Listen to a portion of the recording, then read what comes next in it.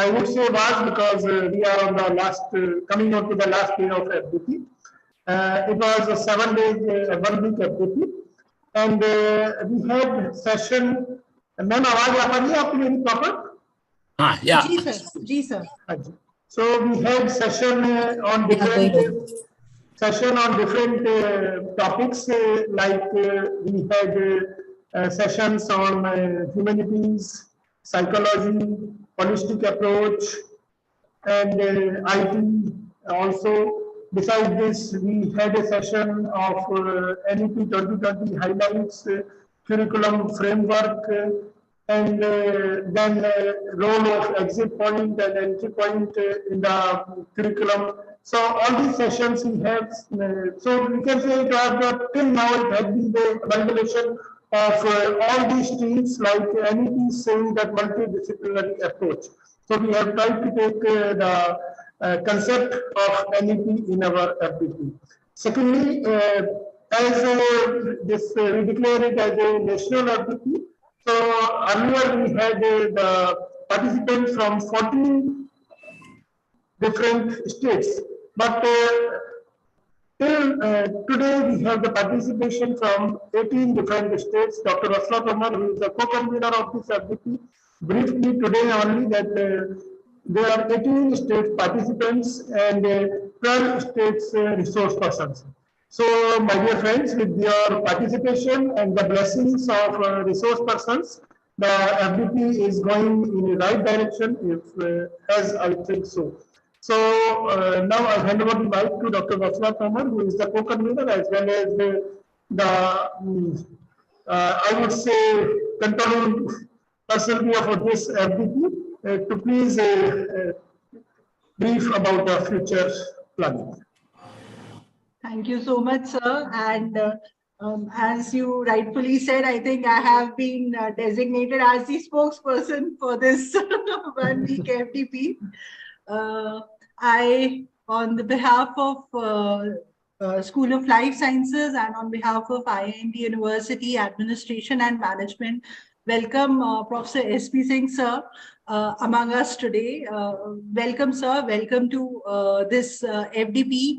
And I believe as we are approaching towards the conclusion of this 1 week FDP, so we have gradually, increased the expertise of our speakers also. We have seen a gradual rise of the, the level of lectures that we are, receiving in this FDP, the diversity of the speakers that we have had, and what better way to end this day than to hear you speak, sir. Welcome to IIMT once again, and I also request Dr. Naveen Sharma to give a brief bio, to read out a very brief bio. Of course, it is not possible to bind a personality such as you in very few words, sir, but still it is a big task. But sir, I request you to kindly introduce our speaker of the session to the participants of FDP. Please, sir. Sure, thank you. Dr. Vatsala, you always give me a tough task. What is the reason behind it? We don't give tough task to Dr. Surbi Singhal. So, you are the senior person amongst the two, so I mean, definitely. So, my dear friend, Dr. Vatsala has again given me a tough task to introduce our eminent speaker of today's fourth lecture, that is Professor S.P. Singh, sir. As I again say, it is very difficult to summarize the credentials of Professor Singh, sir, in a short span, but I will try to do it. Professor Singh, sir, had been the professor of biochemistry at MLB Medical College, Jhansi, for more than 30 years. Sir had retired from there as a professor and head of biochemistry. And first of all, I would like to tell the very special thing about our eminent speaker, and that is the sir had been the recipient of WHO fellowship.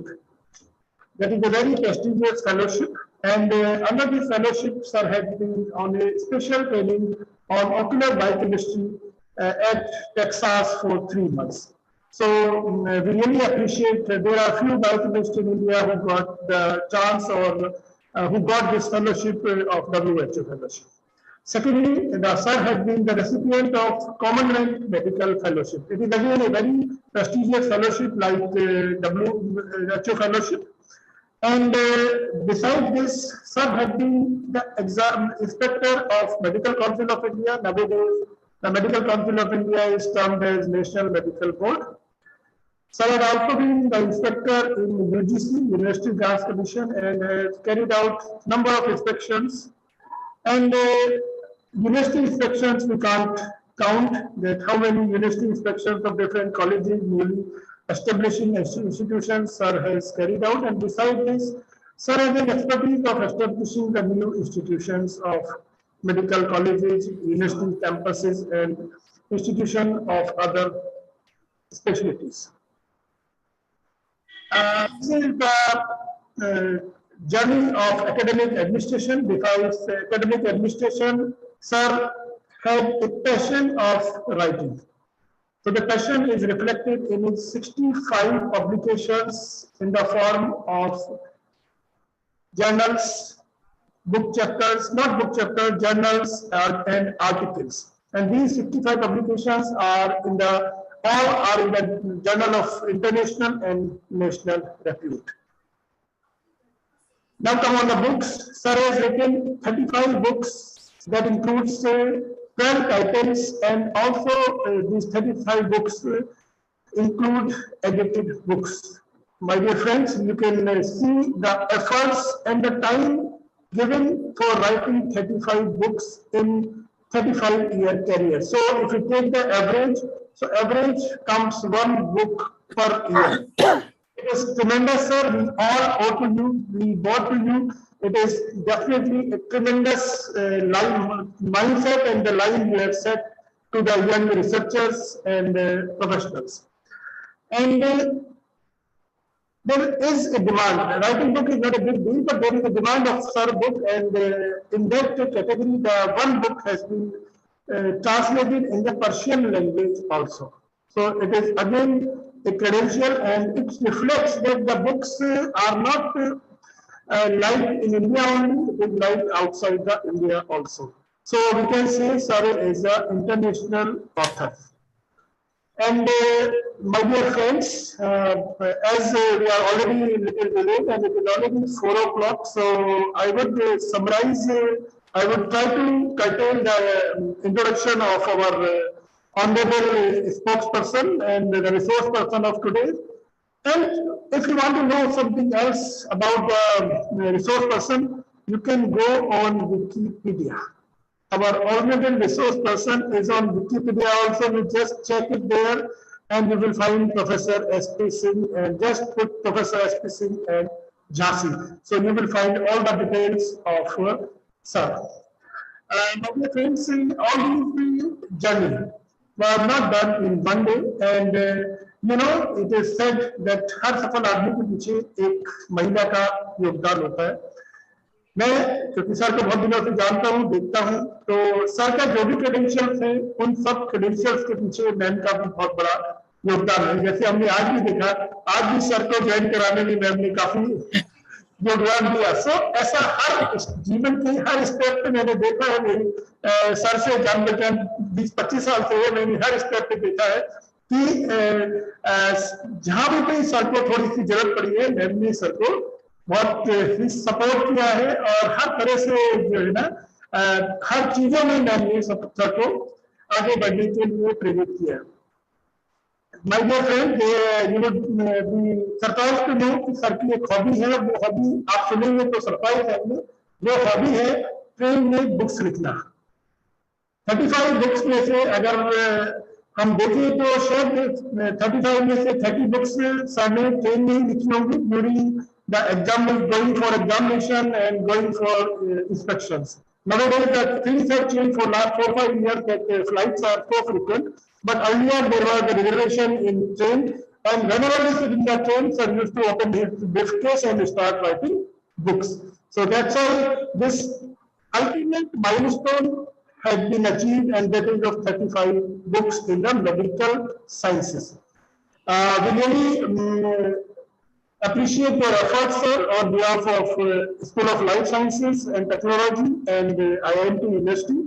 And now I again welcome you and hand over the mic to Dr. Vatsala Tomar for further proceedings. Please, then. Thank you so much, sir, for bearing with me. And every time I ask, whenever there is a difficult task or a great speaker or a great resource person, I always request you to welcome them, because I don't deem myself suitable and fit to welcome a personality and dignitary such as Dr. S.P. Singh, sir. Welcome, sir. Welcome on this platform. And I hand over the stage and the mic to you, sir. Please enlighten our participants. Okay, thank you very much. सभी को नमस्कार. नमस्कार. नमस्कार. आज का जो topic है, professor Navneet had spoken to me to end this series of lectures with some palatable talk.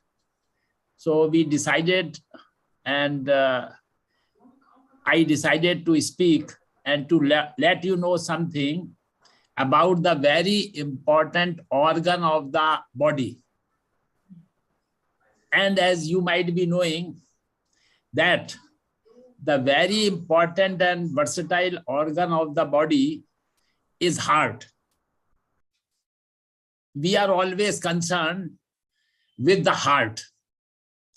आजकल हम सुनते हैं बहुत ही, we very often hear that people were doing some exercise in the gym or they were walking, and recently you might have heard only a few days ago a cricket player who was hardly 23 or 24 years, while playing in Gujarat Cricket Association, he fell down and succumbed to heart failure very recently.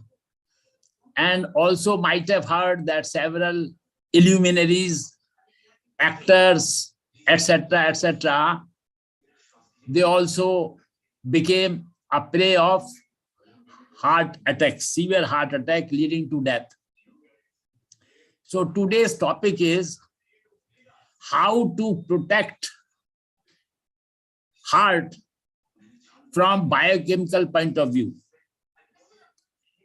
So my very dear learned colleagues, fellows, and others, you might be knowing that heart is a very important organ, no doubt, the most important organ.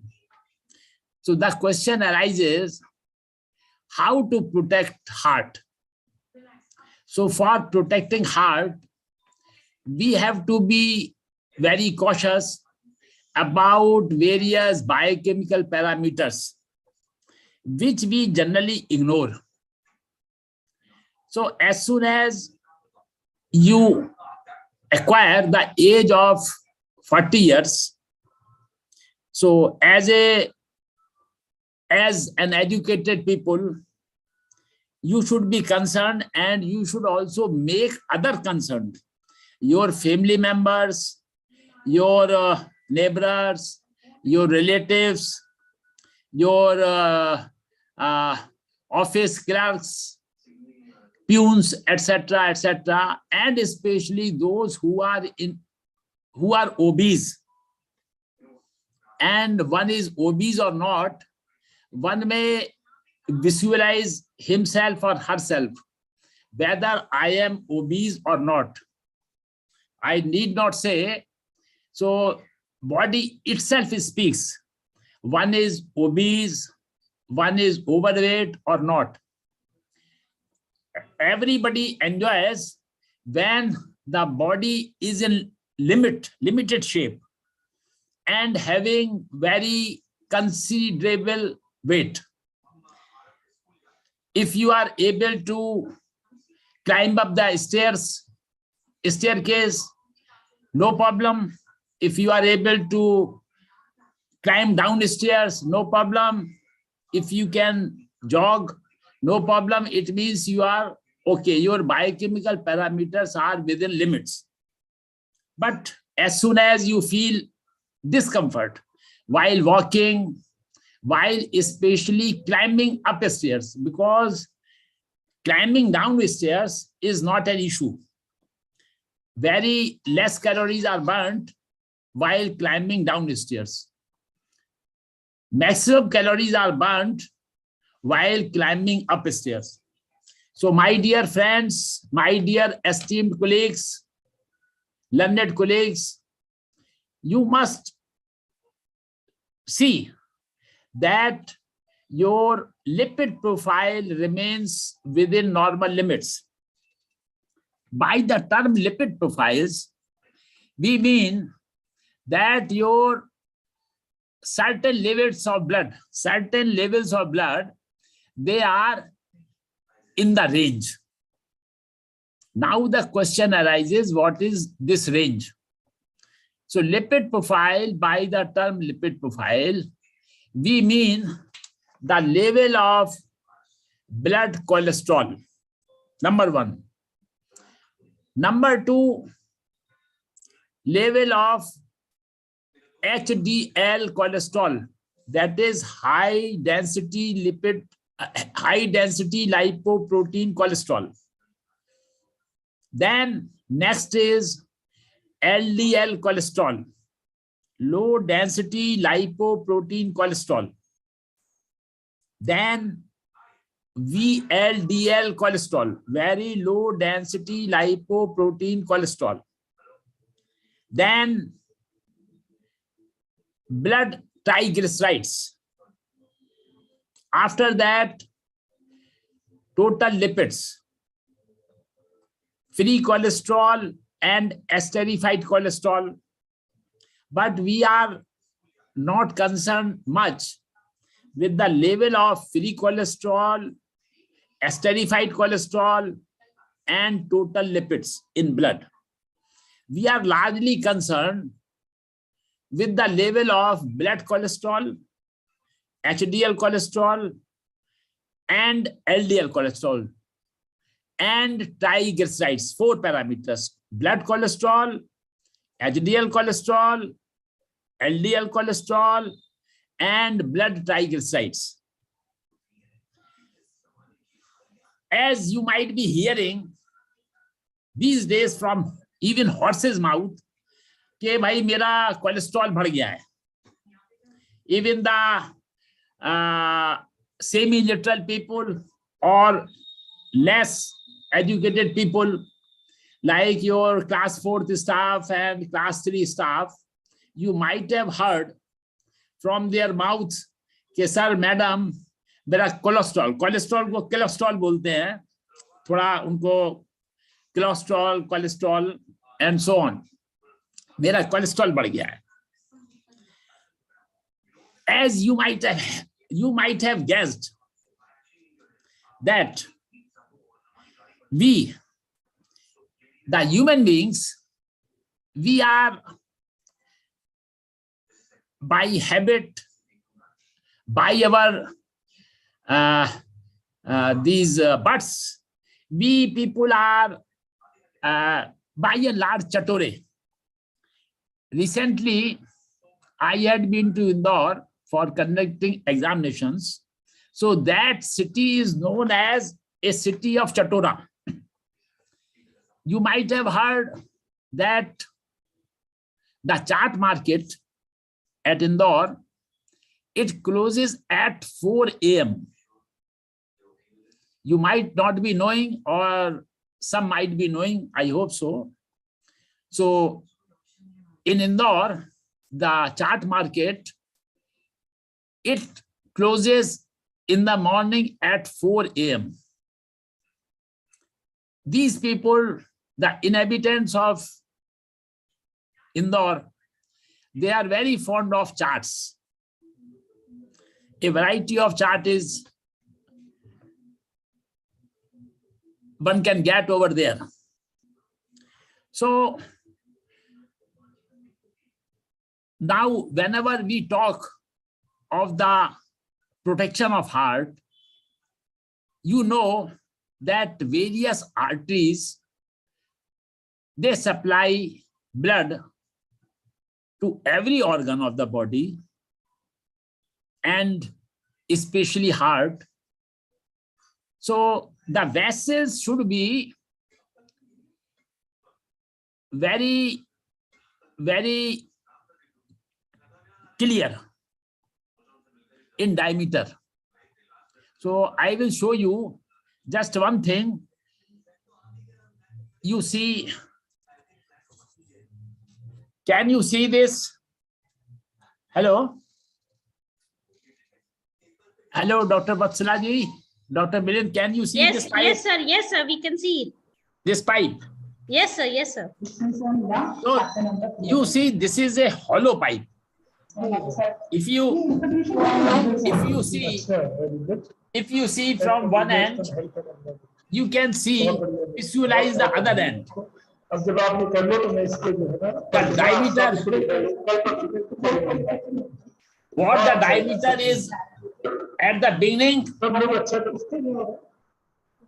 what the diameter is at the beginning, the same is at the end. Same diameter. Okay. Same aperture size. Aperture size is same. So these arteries, they supply blood not only to the heart. These arteries, they supply blood to the important structures as well. Important structures as well. For example, the most important organ is heart, then brain, then legs, etc., etc. And to avoid coronary artery diseases, whenever we talk of heart issues, we are concerned with the diseases of heart, coronary, known as coronary heart diseases, coronary artery disease, CAD. So these CADs, they are caused due to the deposition of cholesterol and other lipids in these vessels. So these vessels, I show you one picture of this pipe. So this is the correct picture. So arteries should be like that. Generally, they are as such up to the age of, say, 30 years. अब आप कहेंगे कि sir ऐसा आपने क्यों कहा कि up to nearly 30 years. Up to 30 years or 32, around 30 or 32 years, you see that you eat very good, in good amount, but you also expend in very good amount. When you are 5 years, 6 years, 7 years, 8 years, 9 years, 10 years, 15, 20, 22, 24, and so on, you eat a lot, but also simultaneously you spend the calories. But later on, as soon as your age advances, you become lazy. Whenever you cross the age of 40 years, 45 years or so, what happens in this pipe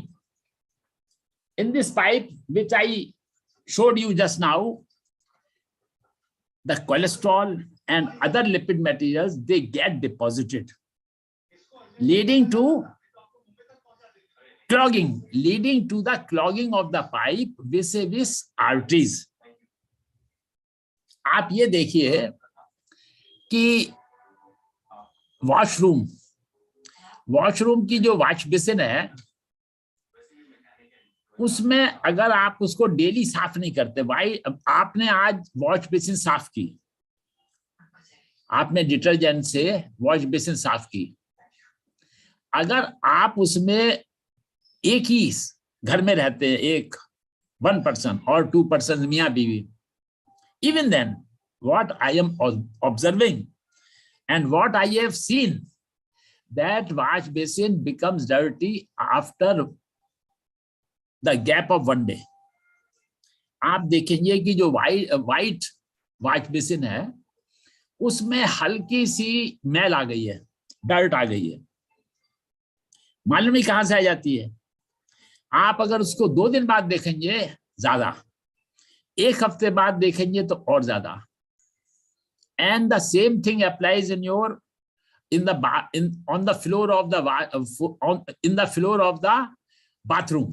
जो bathroom के floors हैं आजकल सबके साफ होते हैं, संगमरमर के, मार्बल वाइट।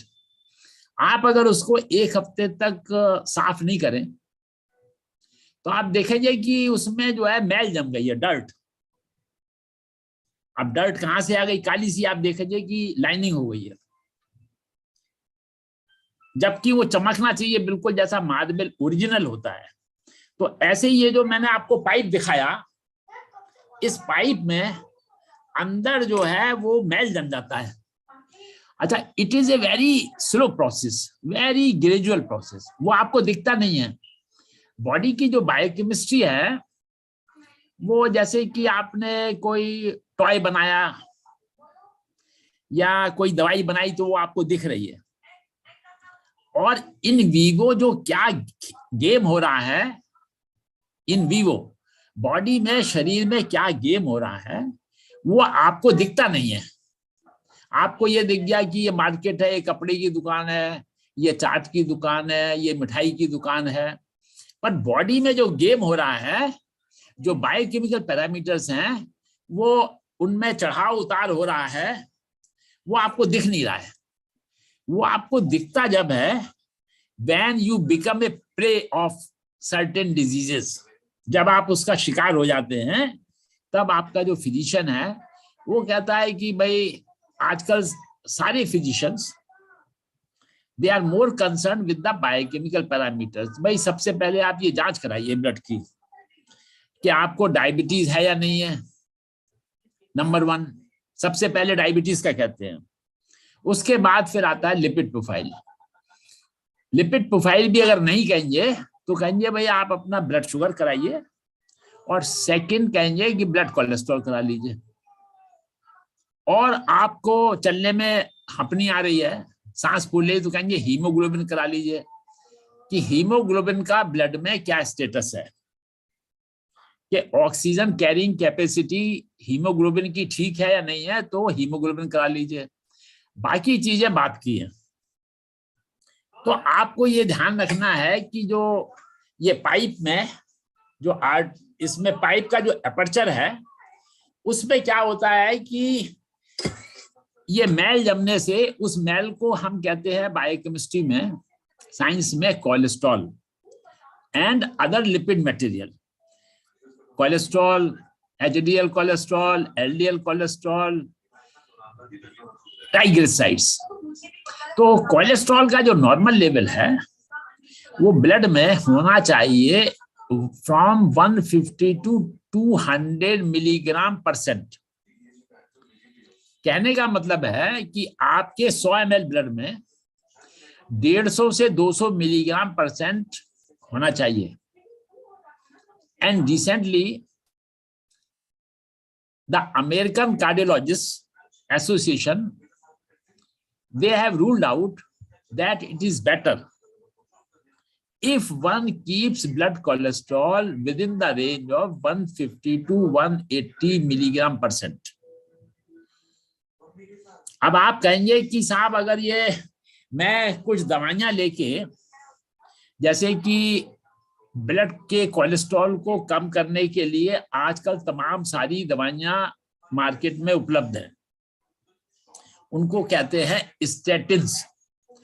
तमाम तरह की जो स्टेटिन्स हैं उनका काम होता है कि कोलेस्ट्रॉल की जो सिंथेसिस बॉडी में हो रही है उसको चेक करना।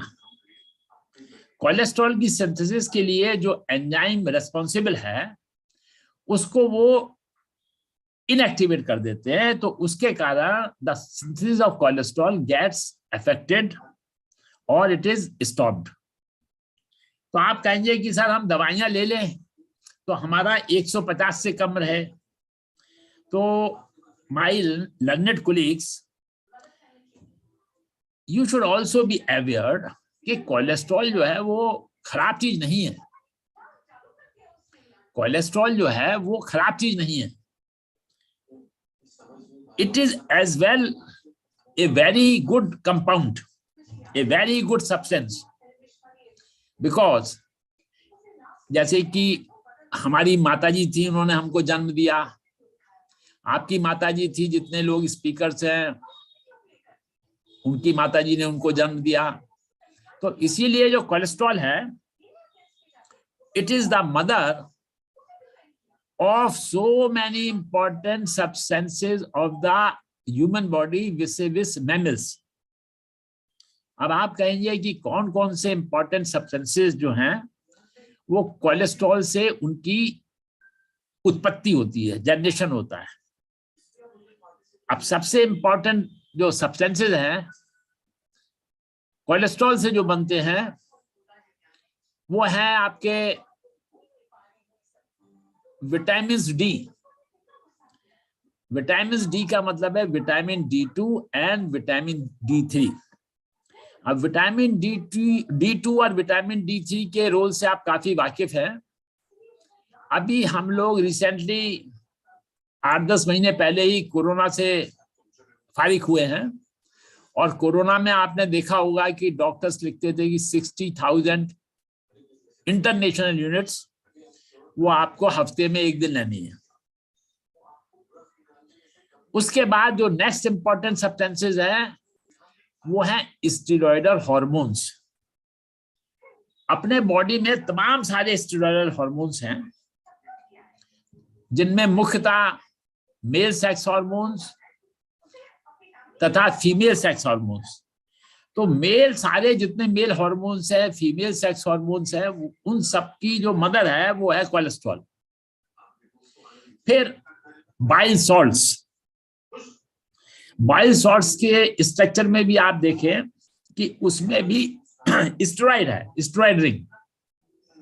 इस स्टेरॉइड रिंग को कहते हैं साइक्लोपेंटेनो परहाइड्रोफिनेंथ्रिन रिंग। साइक्लोपेंटेनो परहाइड्रोफिनेंथ्रिन रिंग, केवल आपको यही जानना है कि रिंग होती है परहाइड्रोफिनेंथ्रिन रिंग, और पूरा नाम है उसका साइक्लोपेंटेनो परहाइड्रोफिनेंथ्रिन रिंग। तो vitamin D, steroidal hormones, bile acids, bile salts. अब बाइल सॉल्ट का कितना बॉडी में रोल है, बाइल पिगमेंट्स का कितना रोल है, बाइल एसिड्स का, बाइल सॉल्ट्स का, ये आप जानते हैं। तो ये सारे जो सब्सटेंसेस हैं ये उससे उत्पत्ति होती है।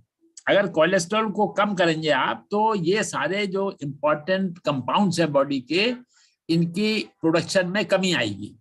That is also not a good thing. तो हम लोगों को क्या करना है कि those who are above the age of 45 years, 45 साल के जो ऊपर के लोग हैं, अप टू से 50, उनको साल में एक बार अपना लिपिड प्रोफाइल कराना चाहिए, along with diabetes mellitus, along with the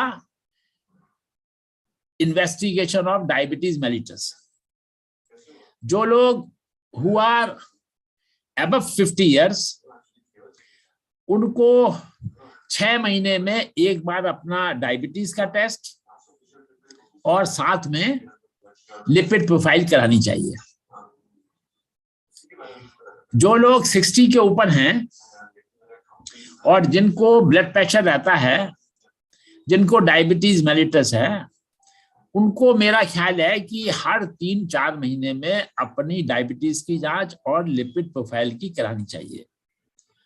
और ये जो कार्यक्रम है, it should be continued till one is alive. Average age आप जानते हैं 75-78 साल की है। Seldom people they are more than 80 और मोर देन 90 और भी कम है, और 90 एंड अबव बहुत ही कम है। तो so long one is alive, he or she should get investigated, diabetes mellitus investigation and lipid profile every 3 months or 6 months, and above 45 years up to 50 years once in a year. And those are obese irrespective of age. Irrespective of age, they should be more conscious. They should be more conscious about these investigations. Suppose if one is having the age of 35 years or 30 years, so he or she should remain much concerned with such parameters. He should go to the physician or may directly ask the pathology lab to investigate, test for the diabetes and lipid profile. And if his or her parameters, they are haphazard, he or she should immediately contact the physicians, because to give nutrition to such illnesses, it is never worthwhile. आप इनको पोषित करें बीमारियों को, तो that is not good. So now the question arises, what is the normal level of HDL cholesterol? क्या हुआ? ये hello hello hello hello hello, am I audible? Doctor Vatsala ji, hello, सुनो सुनो, ये बंद क्यों हो गया? इसलिए लेआउट ही कर रहा हूँ. Professor, You are audible, sir. audible? Hello. Yes, sir, you are Yes, sir, Audible. you are audible. Okay. Okay. So I was telling you that you should be concerned with the level of HDL cholesterol in blood. The range of HDL cholesterol, it is 40 to 70 milligram percent. 40 to 70 milligram percent. In males, it is better if it is more than 40 milligram percent.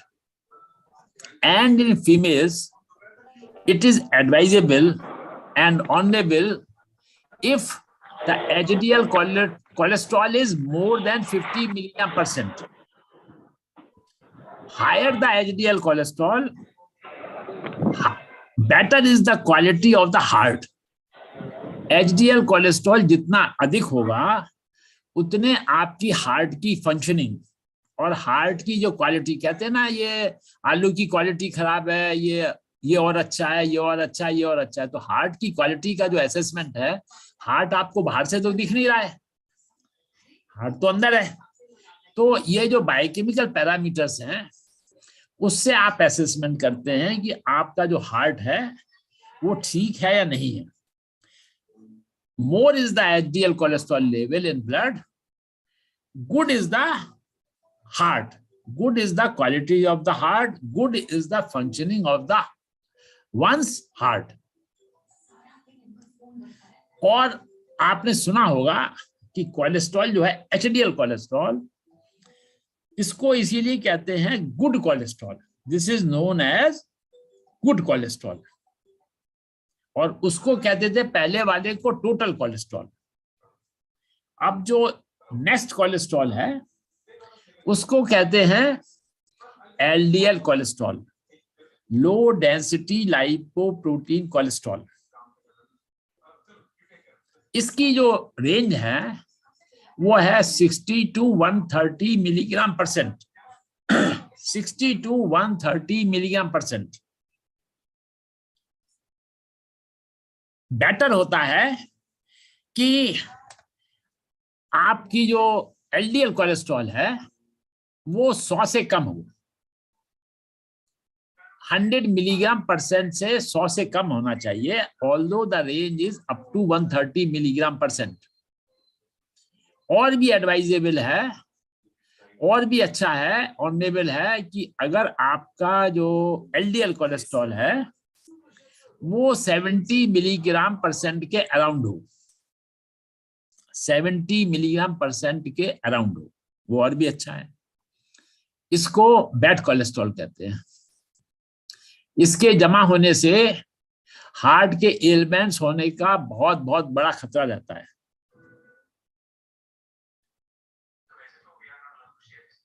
इसके बाद next बारी आती है VLDL cholesterol की। VLDL cholesterol ये 5 से 30 milligram percent तक होना चाहिए, फ्रॉम 5 to 30 मिलीग्राम परसेंट। इसके बाद जो नेक्स्ट पैरामीटर है वो है ब्लड ट्राइग्लिसराइड्स।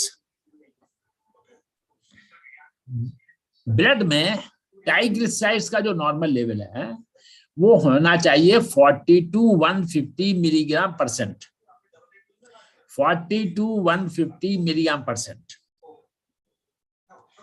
अब आपको एक चीज और ध्यान करनी चाहिए और ध्यान में रखना चाहिए कि while proceeding for lipid profile test you should be in fasting state। ये आप ध्यान रखिए, जब भी आप लिपिड प्रोफाइल का टेस्ट कराएं और टेक्नीशियन को अपने घर बुलाएं या आप पैथोलॉजी लैब में कराने जाएं मॉर्निंग में, तो फास्टिंग होनी चाहिए। आप फास्टिंग का मतलब है कि there should be a gap of 10 to 12 hours of the last meal. अगर आपने खाना, अधिकतर लोग, हम लोग 9 बजे खाते हैं, तो 9 बजे से 9 बजे, 9 का मतलब हो गया कि 10 से 12 घंटे। आप 8 बजे अपना सैंपल देने जाइए और सैंपल देने के पहले आप चाय मत पीजिए, ना सवेरे की मॉर्निंग टी लीजिए, ना कुछ नाश्ता करिए, पानी पी सकते हैं। You may take, one can take water ad libitum, water one can take, पर आपको उसके पहले कोई नाश्ता या चाय नहीं लेनी है, वाटर ले सकते हैं आप। तो यू हैव टू बी, अगर आपका टेक्नीशियन पूछना भूल गया आपसे, आप पार्टी से लौटे रात में 11-12 बजे और आपने खाना पार्टी में देर में खाया किसी वजह से, और आपने सवेरे 7 बजे सैंपल दे दिया, तो वो ठीक नहीं रहेगा। अच्छा, एक चीज और आपको ध्यान करनी है कि जब भी आपका जो डायबिटीज की जांच या जो लिपिड प्रोफाइल के पैरामीटर्स अगर हैफेजर्ड आए, तो हमेशा आपको जांच एक बार रिपीट करानी चाहिए इन ऑर्डर टू एसर्टेन कि भाई जो पहले हमारे रिजल्ट्स आए थे वो ठीक है या नहीं। इस बार आप जो है जांचें किसी दूसरी लेबोरेटरी से करा सकते हैं। पहली आपने कहीं से कराई थी, ए के यहाँ, सेकंड टाइम आप बी के यहाँ करा सकते हैं। और जब ए और बी के रिजल्ट सेम आए तो आप, इसका मतलब है कि दोनों लेबोरेटरी के रिजल्ट जो हैं वो सही हैं और आगे onwards you can rely upon one. कोई इसमें हड़बड़ी नहीं है, जैसे कि आज आपने जांच कराई और आज रिजल्ट आपके ठीक नहीं आए तो 1 हफ्ते बाद आप रिपीट करा लीजिए। 1 हफ्ता वेट करने में कोई आपको पहाड़ नहीं टूट जाएगा, कोई इशू नहीं है, ये आपको ध्यान रखना है।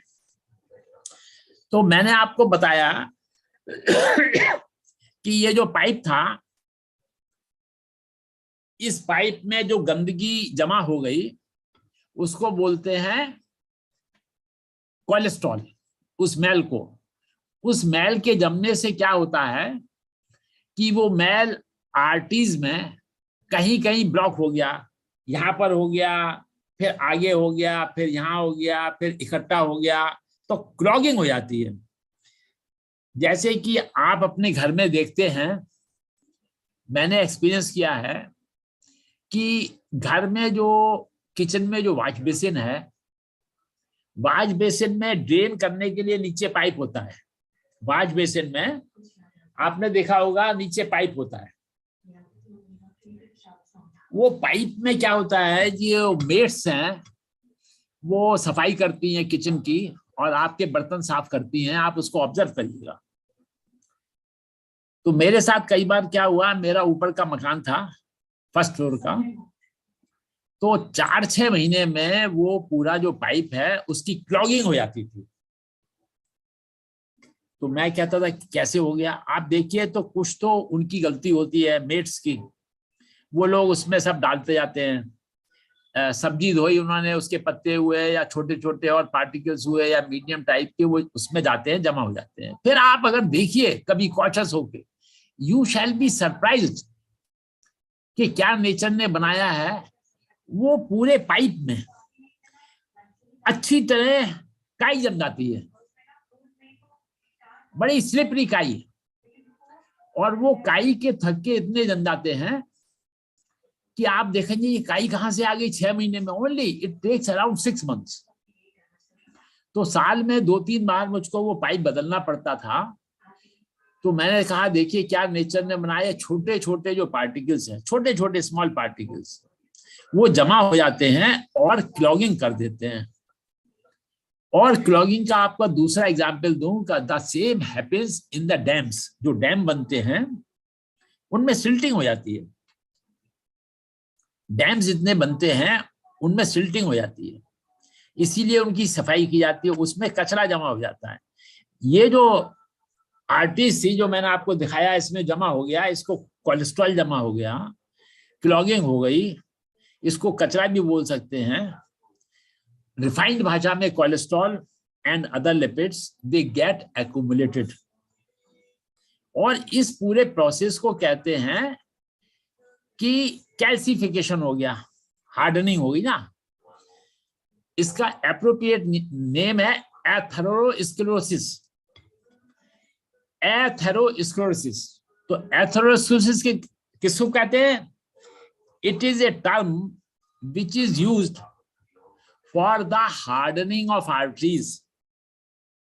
It is a term, atherosclerosis, ATHEROSCLEROSIS, atherosclerosis. This term is defined as the hardening of arteries due to the deposition of cholesterol or other lipid material in them.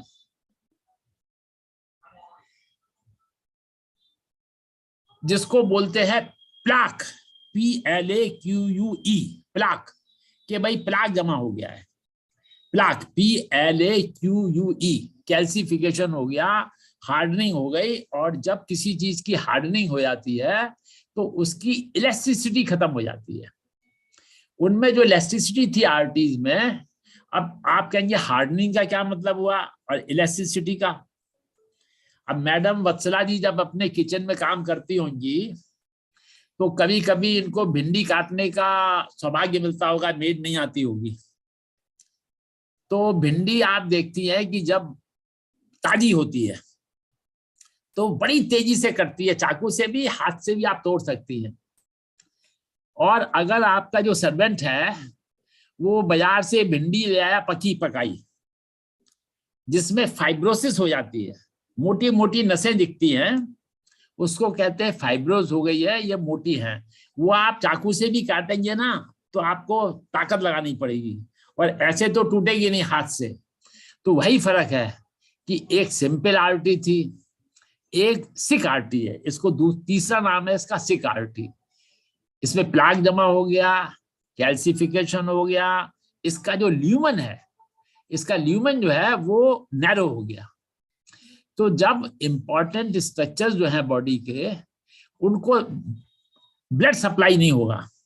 Blood supply का मतलब है जब उनको ऑक्सीजन नहीं पहुंचेगी तो धड़ धड़ धड़, धीमे धीमे धड़, सांस लेने की कोशिश कर, हाँ हाँ हाँ हाँ हाँ हाँ, और फिर हार्ट अटैक हुआ जब ऑक्सीजन कम मिली तो उसके पेन हुआ हार्ट में, उसको कहते हैं एंजाइना पेक्टोरिस, एंजाइना पेक्टोरिस।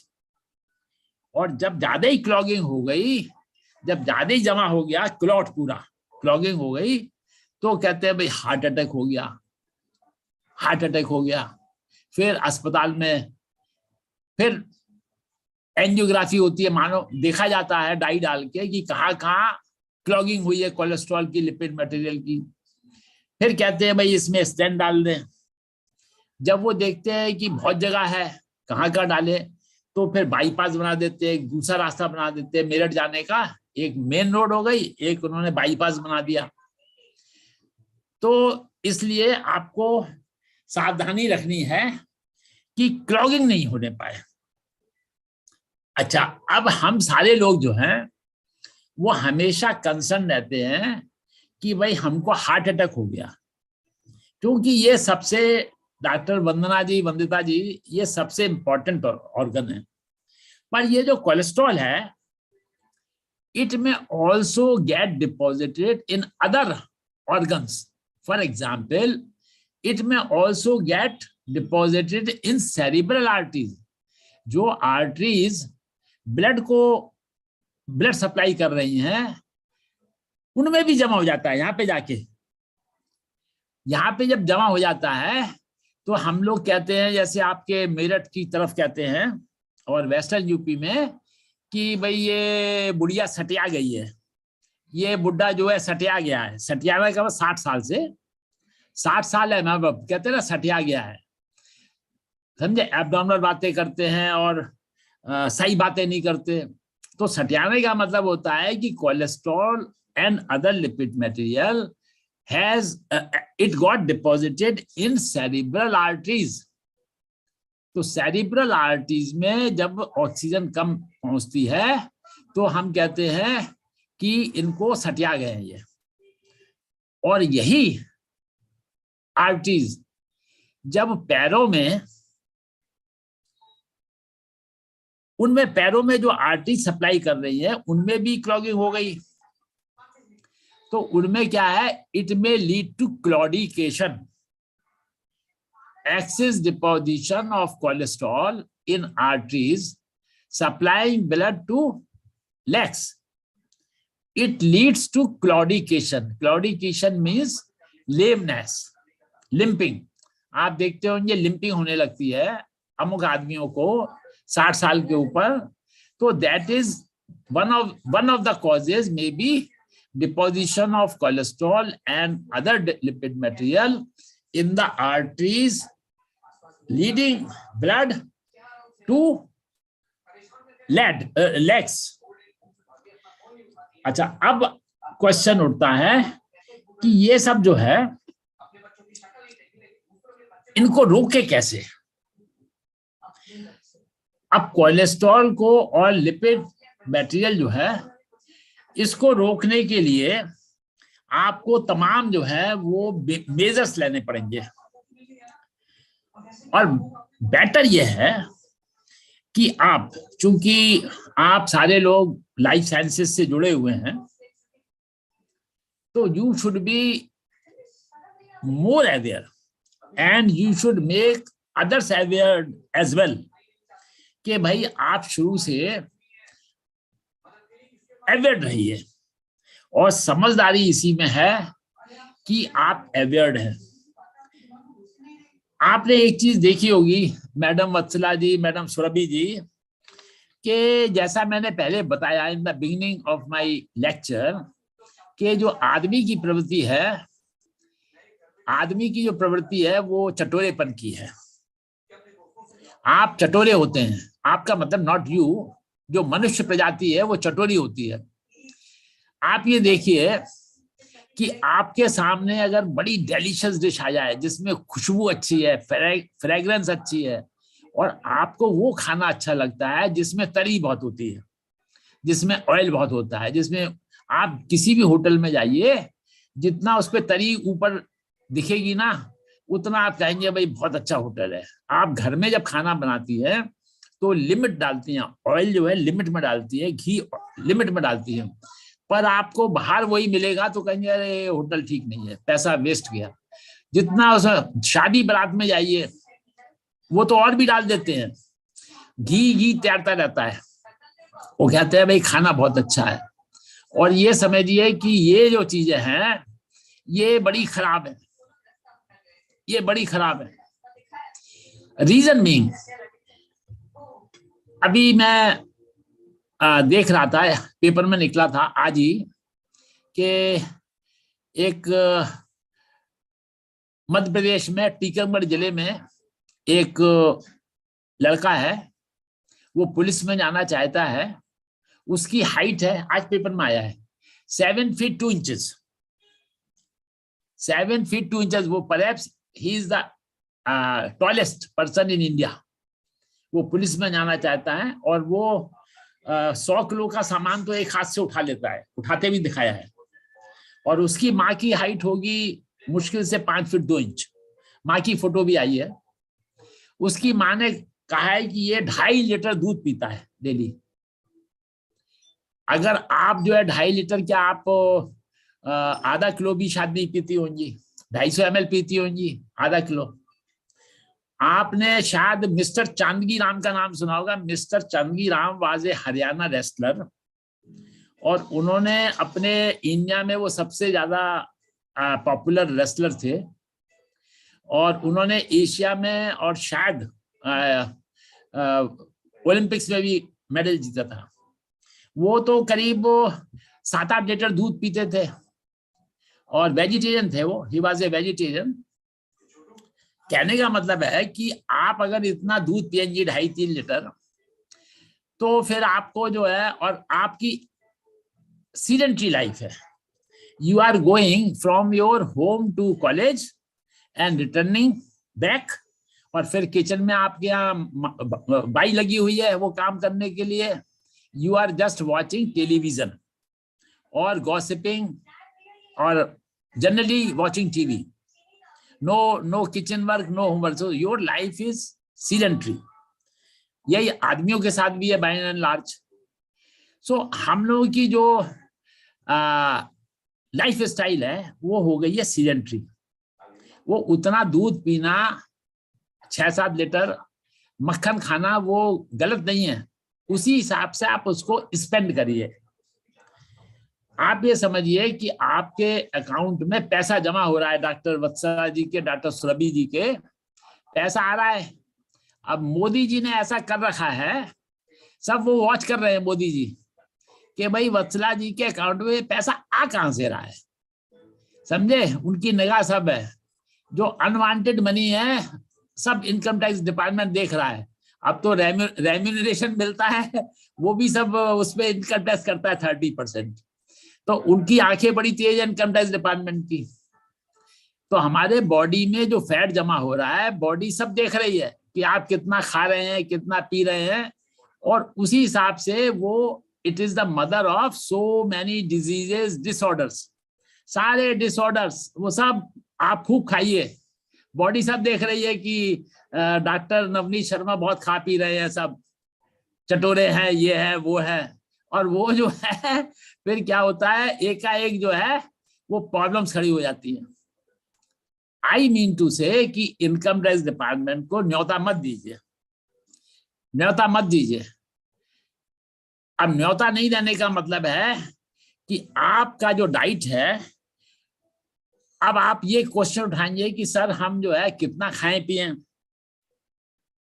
आपको ये ध्यान करना है कि फैट मैंने बताया कि खराब चीज नहीं है, फैट भी बहुत अच्छी चीज है, पर हर चीज जो है everything should be within limits. We must consume 80 grams fat only. अब आपने वो हलवा बनाया, उसमें डाल दिया 2 कलछी, आपने वो डाल दिया ऑयल, रिफाइंड ऑयल 2 कलछी। अब 1 कलछी में कितने ग्राम होगा? 1 टीस्पून जो होती है वो 5 ग्राम की होती है।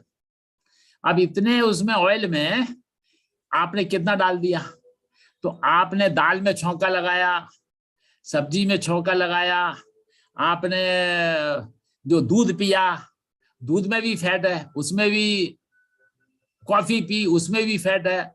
आपने नमकीन भजिया खाई, अभी आपने समोसा खाया होगा, आज अभी खिलाया होगा। अब समोसे में देखिए कितना फैट आपने खाया। तो यू शुड कैलकुलेट रफली। और डॉक्टर वत्सला जी, डॉक्टर सुरभि जी, एक चीज बताऊं, और डॉक्टर मिलिंद सिंह एटसेट्रा, कि अब्रॉड जो है अब वेट को लेके इतने कॉन्शियस हैं कि उस पे लिखा रहता है। जो एडिबल आप लेते हैं, I have been to some countries, तो वहां पे वत्सला जी आपने समोसा लिया, उस पे लिखा हुआ है कितनी कैलोरीज है इसमें, उसमें लिखा है कि कितना फैट है इसमें। अपने कंट्री में अभी ये डेवलप नहीं हुआ सिस्टम। अब यहाँ तो दूध दूध दो तरह का आता है, नहीं 3 तरह का। एक तो प्योर मिल्क है, विच आई परचेज प्योर मिल्क, और एक होता है वो अमूल का ये जिसमें, हाँ, और टोन्ड, और एक होता है वो डबल टोन। Double tone. तो डबल टोन हमारे यहाँ नहीं मिलता सोसाइटी में, प्योर और टोन्ड मिलता है। तो आई परचेज टोन्ड। तो आप ये देखिए कि वहां तो पूरा वो है। अब्रॉड जो है वो अभी भी बड़े, दे आर वेरी पार्टिकुलर।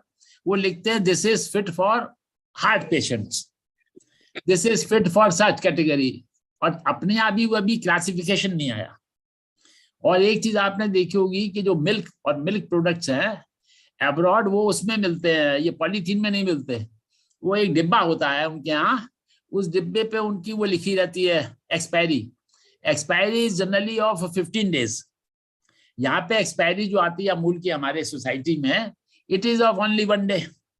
जैसे आज हम खरीदेंगे तो we can use it only up to tomorrow, day after tomorrow नहीं। तो अपना डेयरी टेक्नोलॉजी में अभी भी still we are lagging behind then Europe and America.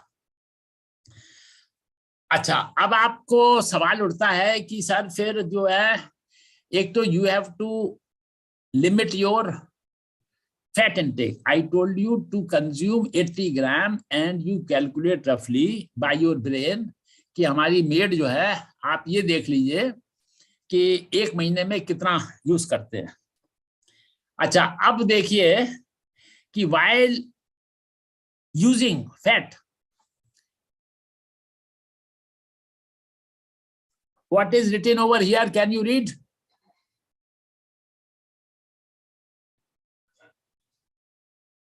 Can you read? Dr.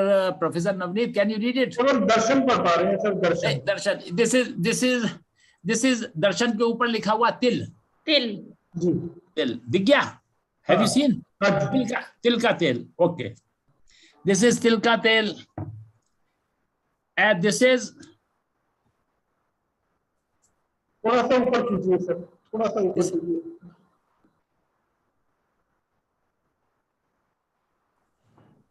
this is written over here.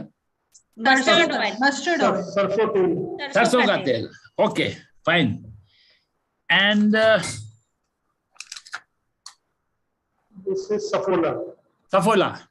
Saffola, it is a trade name. This is canola oil. Okay? Canola. Okay? Canola oil.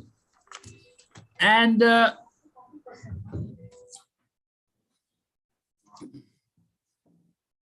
Olive oil. olive oil. Okay? Fine. So this is olive oil. So as a biochemist, I am using, and I was guided by Dr. Navneet, okay, to consume a variety of edible oils. So thanks to Dr. Navneet, okay. So the audibles, you people, those who are listening to me, you should be always concerned and you must concentrate upon the usage of a variety of oils in your kitchen. You should never concentrate only upon a single edible oil. Okay, 15 days this oil, or 1 week this oil, 1 week this oil, 1 week this oil, 1 week this oil, that would be the best choice and best advice from medical point of view, because the nature has given not a fixed composition in every oil. So composition and ingredients of these oils, these vary from oil to oil. And you might have heard that in North, especially Rajasthan, Bihar, and UP also, we use this mustard oil very much, and refined oil. And we also use these junk food. And junk food means आजकल जो less के जो chips है, they are very common. In India, they have become very, very, very, very common. And you might be knowing, you might have heard that these chips, etc., these fried items, they are prepared in hydrogenated oil. Hydrogenated oil means palm oil. Palm oil is, this is exported from Malaysia and other countries. बड़ा cheap वहां से मिलता है, ये purchase करते हैं और उनमें ये सब बनता है. और जितना हाइड्रोजनेशन होगा ऑयल का, हाइड्रोजनेशन होने से वो उतना ही सुंदर बन जाता है रंग रूप में.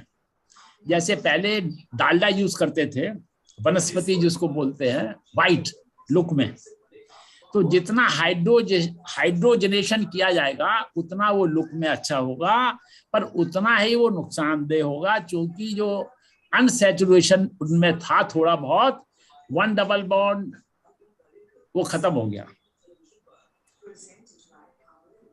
तो मैंने आपको बताया कि ये जो सरसों का तेल है, ये नॉर्थ में बहुत खाते हैं. राजस्थान में देखिए मथुरा है और आपकी तरफ भी है, कम है. मथुरा, राजस्थान का पार्ट, बिहार का पार्ट, यूपी का पार्ट, इधर सरसों का तेल बहुत.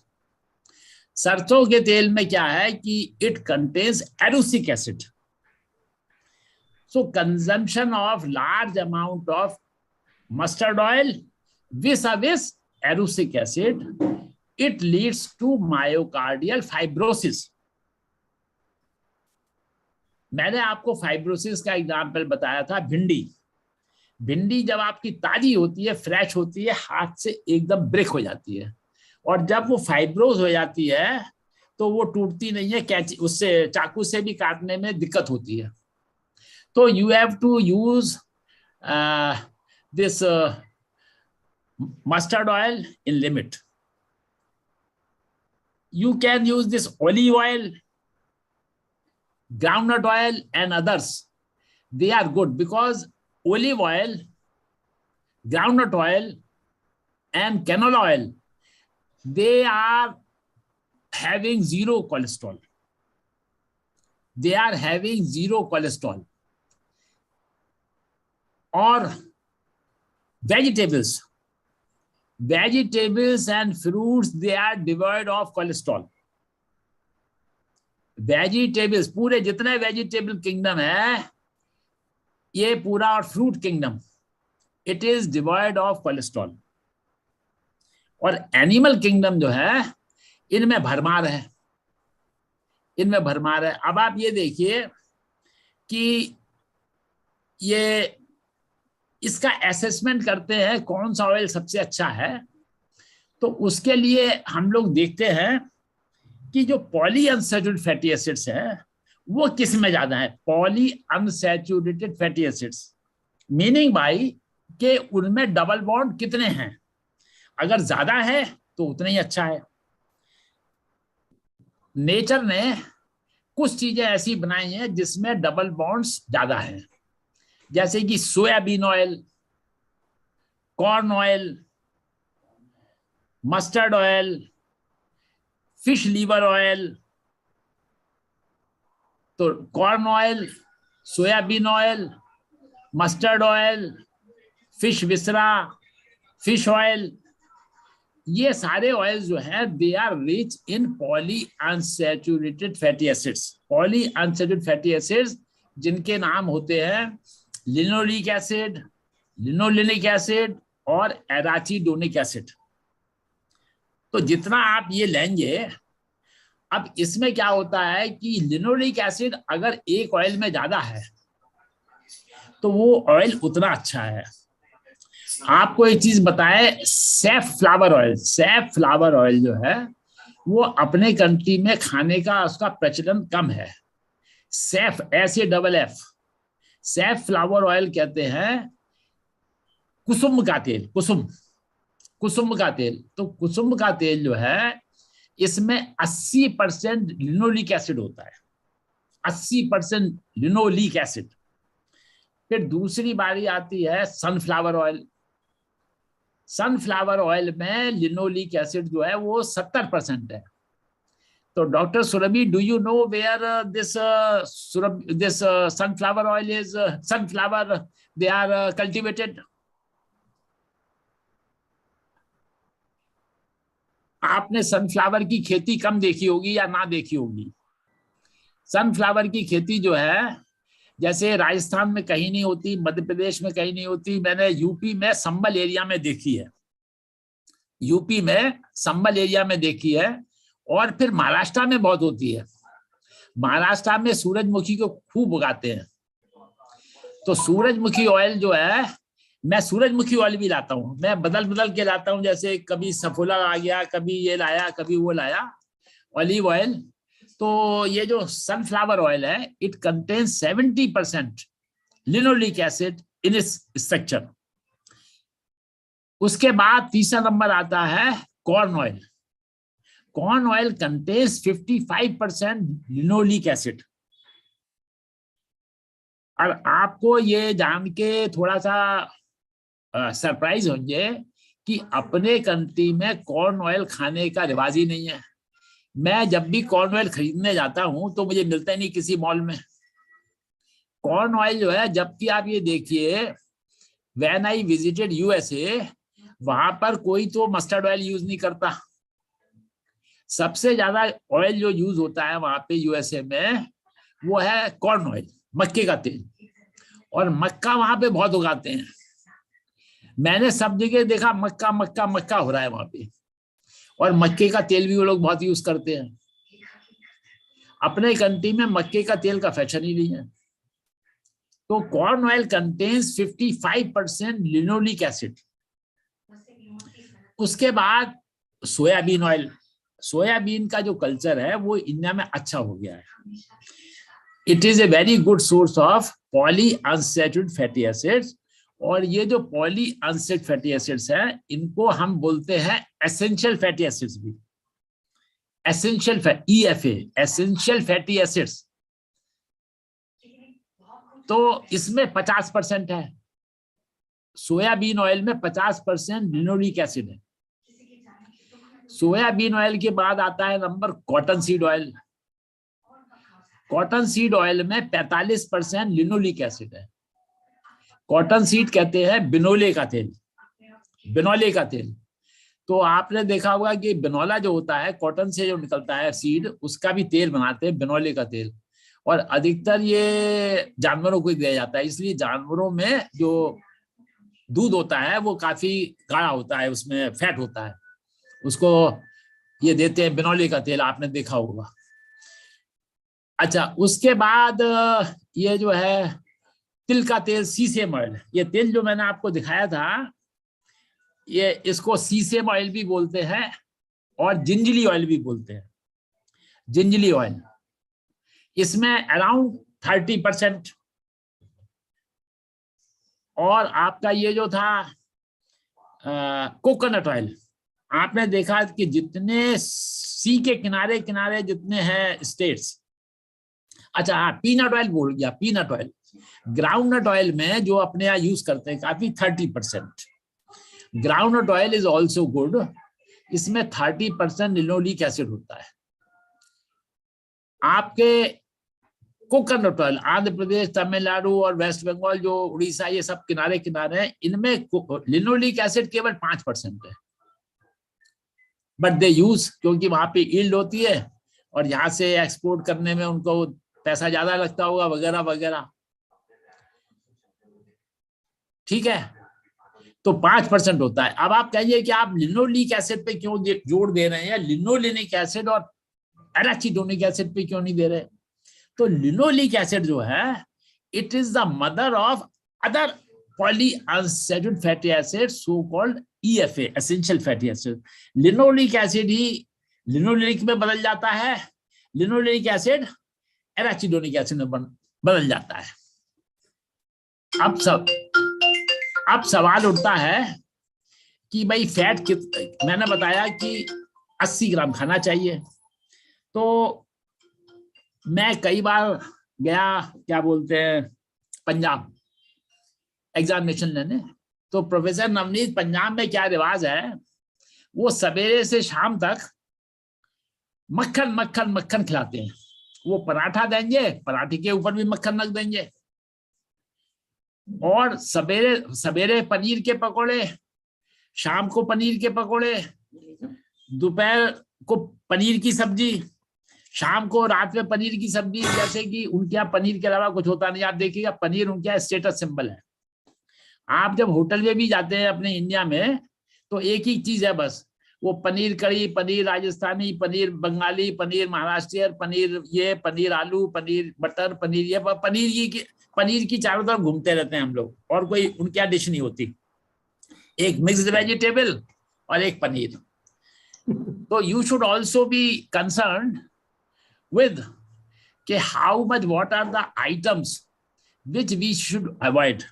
अब आप ये देखिए कि जो काउज मिल्क है, काउज मिल्क,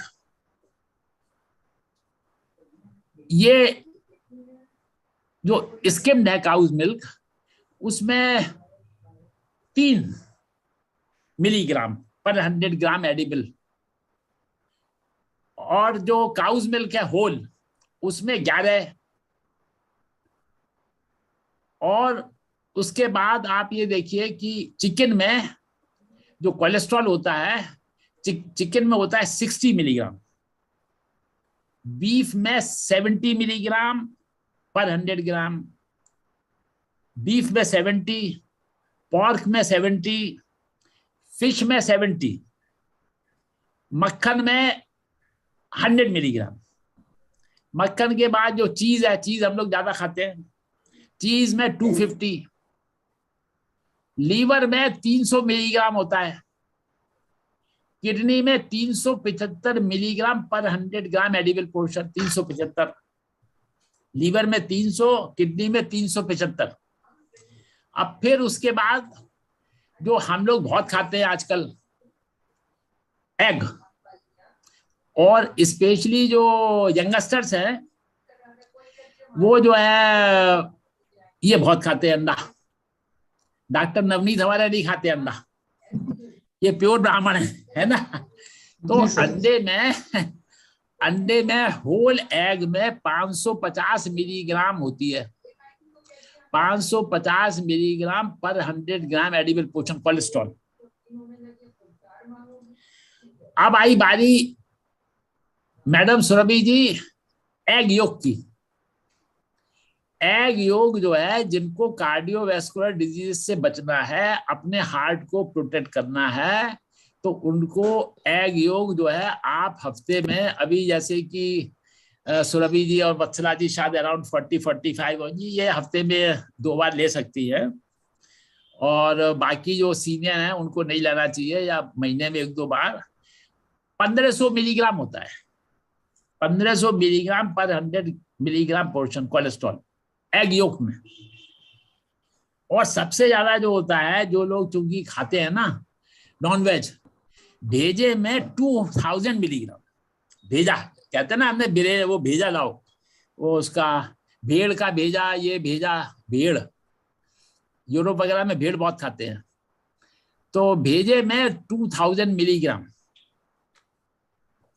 तो मैं आपको बता रहा था कि आई हैड बीन टू, हाँ, वहां पे पंजाब। तो पंजाब में प्रोफेसर नवनीत मैंने क्या देखा कि वहां पे एक लुधियाना में हीरो हार्ट सेंटर है। जी। हेलो हेलो जी सर। टाइम हो गया क्या? नहीं। अच्छा अभी है। अच्छा तो मैं हीरो हार्ट सेंटर है लुधियाना में, वो हीरो साइकिल वालों ने बनाया है। That is a very big centre. तो मेरी कुछ हॉबी है कि भाई जरा कुछ अपनी नॉलेज को एनहांस करूं।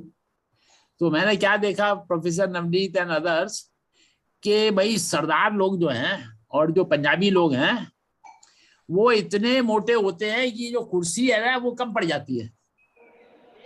वो कुर्सी की जो विड्थ है वो मैंने देखा कम, सारे लोग जो है 97% और से 98% उनका जो है सरकमफ्रेंस इतना था कि वो कुर्सी कम पड़ गई।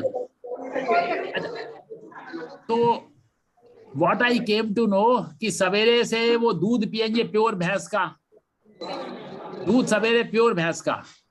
फिर वही मैंने बताया पनीर पनीर पनीर चलेगा उनका। और जो स्किम्ड मिल्क में वो बिलीव नहीं करते, प्योर मिल्क होना चाहिए, टोन्ड नहीं होना चाहिए। वर्क करते नहीं है, वर्क जो उनके लेबरर है ना वो करते हैं। Labourers they do the labour on the fields.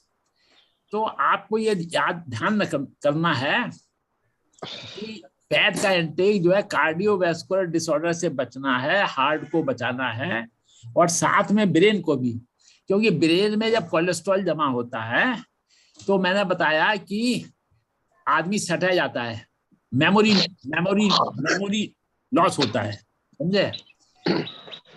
अब आपको इसके खाने में क्या रखना चाहिए कि खाने में प्रिकॉशन लेना चाहिए कि आपको डाइटरी फाइबर्स का भरपूर उपयोग करना चाहिए। और इसमें जो है महिलाओं का कंट्रीब्यूशन जो है वो बहुत है, महिलाओं का कंट्रीब्यूशन बहुत है।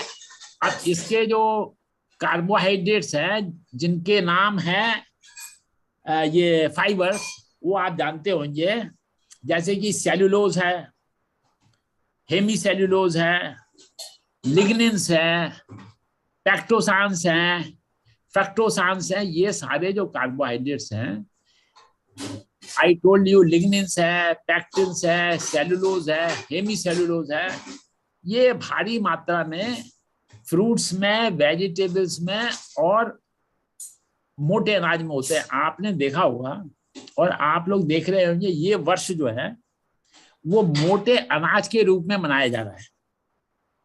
मोदी जी ने स्लोगन दिया और वर्ल्ड ने उसको एक्सेप्ट कर लिया, WHO ने और जो FAO है उसने एक्सेप्ट कर लिया। और ये पूरा अनाज जो है, ये पूरा ईयर जो है मोटे अनाज के रूप में मनाया जा रहा है। और मैडम वत्सला जी को सबसे अच्छा लगता है रिफाइंड आशीर्वाद आटा। जितना रिफाइंड होगा, वाइट होगा देखने में, जितना उसमें क्रीम लगी होगी, उतना आटा वो अच्छा है। परंतु ये देखिए कि वो आटा उतना ही सेहत के लिए खराब है, जितना रिफाइंड होगा उतना ही वो आटा खराब है। अब पहले आपकी जब दादी होंगी या परदादी अलाइव होंगी, पहले अधिकतर जो था आटे को छाना नहीं जाता था, उसमें जो है वीट ब्रान को मिक्स करते थे। और आपकी दादी परदादी होंगी तो आप रिमेम्बर दोज डेज कि वो गेहूं के आटे में चना भी मिलाती थी और जौ भी मिलाती थी। मेरी दादी खुद करती थी, चने का आटा, चना भी मिलाती थी और गेहूं और ये बाजरा, ये जौ, 3 आइटम्स होते थे। आजकल इसका फैशन ही खत्म हो गया। और अब जितने यंग लड़के लड़कियां आ रहे हैं, दे ओनली बिलीव, क्योंकि वो वर्क करते हैं मल्टीनेशनल में उसमें, तो they believe in getting food from outside. तो आउटसाइड से मोटा अनाज नहीं मंगाते। आज भी पेपर में निकला है कि जो समिट हो रही है दिल्ली में G20 की, उसमें मोदी जी ने सबको परसवाया, तो दे आर लाइकिंग मोटे अनाज की तमाम जो वो हैं डिशेस, वो उनको सर्व की गई, तो दे आर लाइकिंग। तो आई टोल्ड यू कि आपको इस पर ध्यान देना है कि मोटा अनाज। अब मोटा अनाज के लिए मैंने आपको कार्बोहाइड्रेट्स के नाम बताए, जो जिनमें फाइबर ज्यादा है। अब आप देखिए कि एक फीमेल को करीब 25 ग्राम फाइबर लेना चाहिए, 21 to 25 gram fibre per day, और मेल को लेना चाहिए करीब 30 से 40 ग्राम फाइबर पर डे। अब आप खुद एसेस कर लीजिए कि आप कितना फाइबर पर डे लेते हैं, फाइबर कितना पर डे लेते हैं। और मैं एक चीज अब बताना आई फॉरगॉट, कि जितना आप फैट लेंगे, fat may lead to breast cancer and as well as colon cancer. It may lead to breast cancer and colon cancer as well. तो फैट को आपको रेस्ट्रिक्ट करना है, एथेरोस्क्लेरोसिस को बचाना है, हार्डनिंग ऑफ आर्टरीज को बचाना है, आर्टरीज के कैल्सिफिकेशन को बचाना है, प्लाक को बचाना है, आर्टरीज की जो इलास्टिसिटी है उसको कायम रखना है, उसको कायम रखना है। अब इनको रोकने के लिए आपको कई चीजों पे ब्रेक लगाना है, जैसे कि नॉन वेज आइटम जो हैं उनको जो है कम से कम लिमिटेड यूज करना है, लिमिटेड। अंडे का योक है, होल मिल्क है, पुडिंग है, आइसक्रीम है, चॉकलेट्स हैं, जो चॉकलेट्स बच्चे बहुत खाते हैं, चॉकलेट्स हैं, पुडिंग्स हैं, आइसक्रीम है, बेकरी बिस्किट्स हैं, इन सब पे जहां तक बच्चे खाएं ऐसा नहीं है, but excess is very bad, excess is very bad. और इसीलिए आप देख रहे होंगे कि due to all these diabetes mellitus के केसेस अपने कंट्री में करीब मोर देन 15 करोड़ के ऊपर हैं। और जो WHO कह रही है कि 2025 तक या 2035 का उन्होंने कि India would be the capital of diabetes. WHO ने जो स्टेटस दी है वो 30 या 35 का है कि India would be the capital of diabetes mellitus.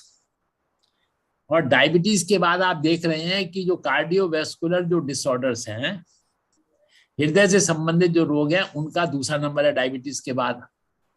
कितने हो रहे हैं ये? तो इनको बचाने के लिए आप सभी को ये एडवाइस करना है यंगस्टर्स को अपने उसको कि मैडम वत्सला जी, आप जब सीढ़ी चढ़े तो लिफ्ट का, एलिवेटर का यूज मत करिए। We should avoid use of elevator. आप ऊपर सीढ़ी चढ़ के जाइए। विदेशी देखा होगा आपने, जितने आते हैं बाय एंड लार्ज, ये 4 मंजिल है, 5 मंजिल की बिल्डिंग है, तो ये ऐसे घप चढ़ जाते हैं। ये लिफ्ट का इस्तेमाल प्रोफेसर नवनीत नहीं करते, एलिवेटर का इस्तेमाल नहीं करते। और इंडियंस आपने शादी को ही देखेंगे, जो इवन डॉक्टर्स जो पढ़े हुए हैं, जो हम लोग पढ़ाते हैं दूसरों को कि भाई ऐसा करो, हम लोग खुद नहीं करते। तो एलिवेटर का, लिफ्ट का उपयोग जो है, 4-5 मंजिल की बिल्डिंग है, ऐसी चढ़ जाइए, समझे। तो आपको इनको रोकने के लिए कि ये जो पैरामीटर्स हैं ये विद इन लिमिट रहें। आपको जंक फूड पे एम्फेसाइज बिल्कुल नहीं करना है। ग्रीन लीफी वेजिटेबल्स, इन पर ध्यान देना है। फ्रूट्स के इंटेक पे ध्यान देना है। जंक फूड नहीं खाना है। फैट को रेस्ट्रिक्ट करना है। और डेली अपना जो है वो वॉकिंग जरूर करना है, exercise may be in any form. अगर आप जैसे कि घूमने नहीं जा पाते हैं वॉकिंग करने, तो घर में साइकिल खरीदिए और कैलोरीज बर्न करिए। You burn the calories. इसमें इनकम टैक्स देख रहा है सब डिपार्टमेंट कि आपके ये जो है ना, इसमें पैसा विसेविस फैट, बेली में पैसा vis a vis fat, it is being accumulated. सब इनकम टैक्स डिपार्टमेंट देख रहा है। सब आपके पैरामीटर्स जो है हैफेजर्ड हो रहे हैं, वो आपको दिख नहीं रहे, वो जांच करने में पता चलता है। तो green leafy vegetables, fruits, fibre rich food, fibre rich में rice bran, wheat bran, rice bran rich, wheat bran rich. Blood pressure को कंट्रोल रखना है, ब्लड प्रेशर को विद इन लिमिट्स रखना है, कंट्रोल रखना है। Hypertension is the cause of heart disorders. Stress को मैनेज करना है, नो स्ट्रेस। अगर आपके कॉलेज का स्ट्रेस है, प्रोफेसर नवनीत कभी डांट दें तो वहीं भूल जाइए अपनी बिल्डिंग में कि वो कुछ कह दिया उन्होंने गुस्से में एंड सो ऑन। बिल्कुल रिलैक्स होके जाइए। कॉलेज की रामायण कॉलेज में खत्म। Sir, I'm so sorry to interrupt you, sir, but I'm having a pop-up on my screen telling that only 5 minutes of the session Okay, are no, now no, remaining. okay, After okay, that, okay. this meeting will collapse, sir. Okay, so it is all. So we have to be cautious about weight management, blood pressure management, stress management, and dietary habitat. We have to take certain precautions, as I have told you. Okay, and one thing more, that this red meat, it contains carnitin. तो इससे क्या होता है कि cholesterol जो है वो कम नहीं होता, it is rich in cholesterol. और जितने पॉली अनसाचुरेटेड फैटी एसिड्स हैं, they have a tendency to reduce cholesterol level. और जितना आप बीन्स खाएंगे, बीन्स, सेम की फली, फ्रेंच बीन, फलानी bean, they are very rich, they are very good source, they lower down the cholesterol level. So dietary module जो है, it should be taken into account. Okay, thank you. Hello, Thank you so much, sir. That's all. हाँ, that's all. Sir, Hello. Yes, ma'am. हाँ, Hello. That's all.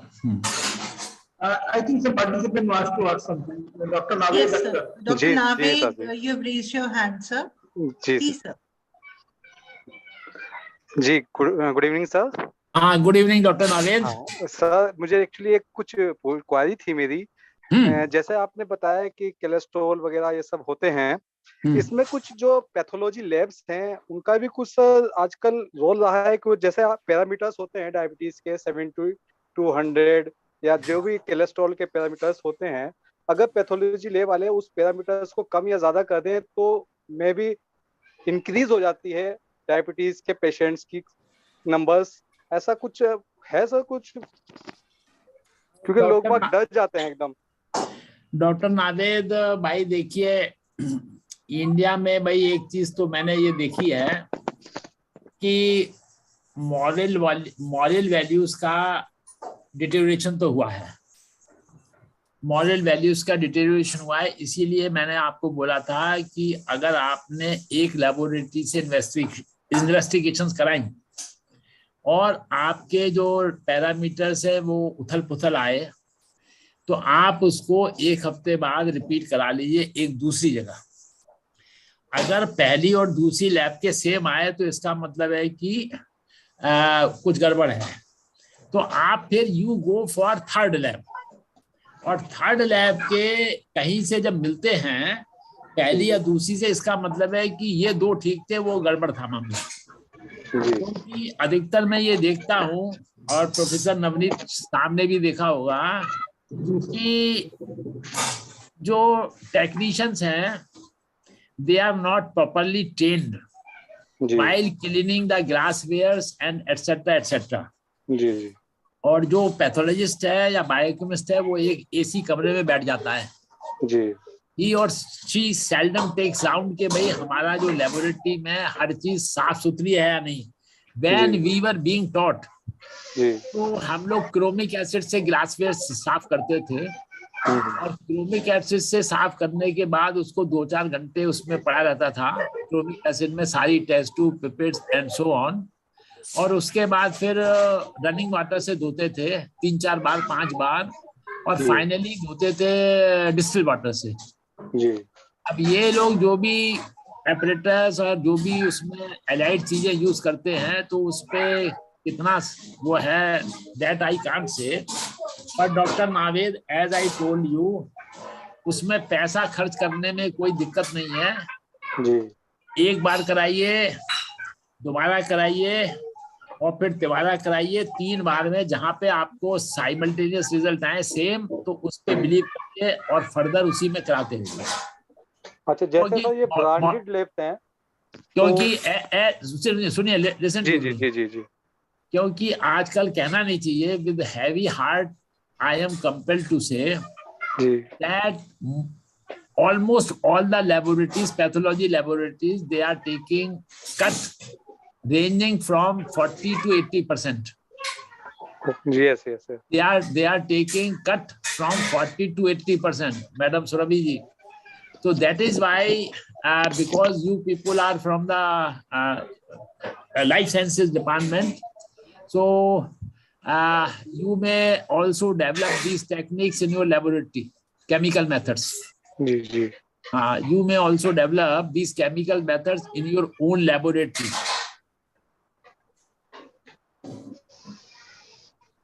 Okay.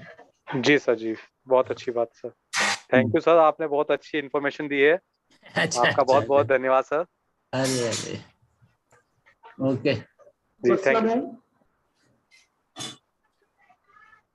Yes, sir.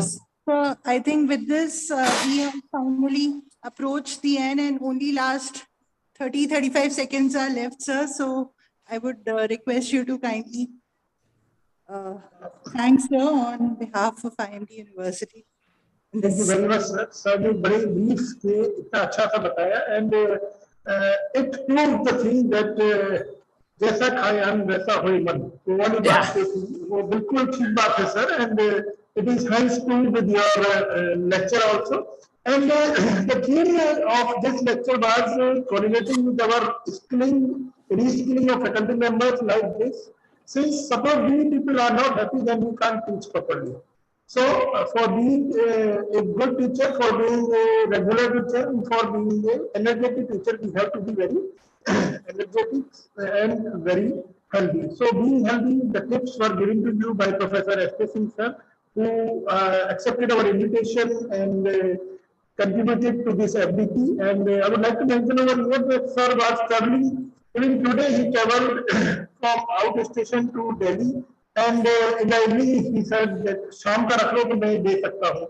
So sir, thank you very much. आपने air travel करने के बाद भी इतना पेड़ लिया. We are really thankful to you. और पूरी अपनी ऑर्गेनाइजेशन टीम की तरफ से मैं आपको बहुत बहुत धन्यवाद देना चाहता हूँ, और अपने IIMT यूनिवर्सिटी की तरफ से भी. और सर आपका आना भी है एक बार यूनिवर्सिटी कैंपस में, आप आएंगे तो हमें बहुत अच्छा लगता है.